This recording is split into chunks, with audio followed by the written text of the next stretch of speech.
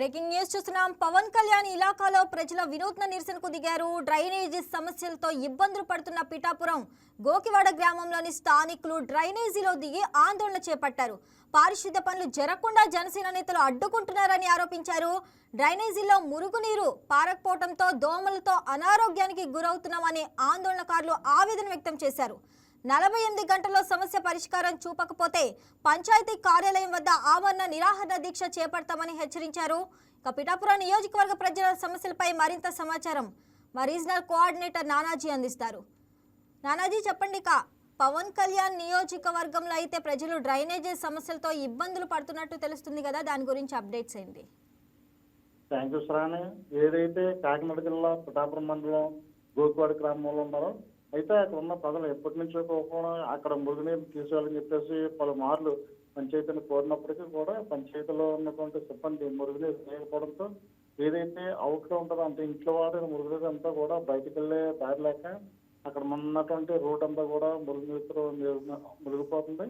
అయితే ఎన్నిసార్లు చెప్తున్నా సరే కానీ పంచాయతీ దానికి సంబంధించిన సిబ్బంది మాట వినకపోతే కనుక వాళ్ళ డైరెక్ట్గా మురుగునీరులోకి దిగి నిరసన వ్యక్తం చేయాలనుకోవచ్చు. అయితే దీనిపైన స్పందించిన అధికారులు ఏదైతే నిధులు ఉన్నాయో నిధులు తీసుకుని అది ఖర్చు పెట్టే పనిలో ఉన్నారు.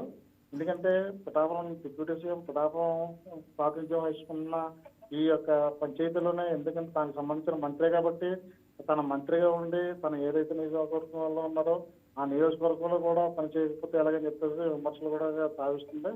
అయితే దీనికి సంబంధించి అక్కడ చూస్తే కనుక ఎప్పటి నుంచో ఈ యొక్క ఈ సమస్య ఉన్నప్పటికీ కూడా అధికారులు మాత్రం తలచామని పెట్టారని చెప్పేసి స్థానికులు చాలా ఆవేదన వ్యక్తం చేస్తున్నారు.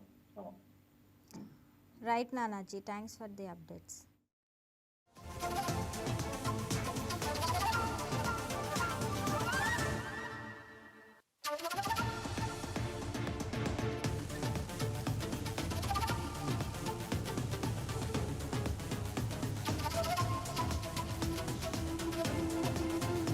ఈ వీడియో మీకు నచ్చినట్లయితే లైక్ చేయండి, షేర్ చేయండి, మా ఛానల్కి సబ్స్క్రైబ్ చేయండి.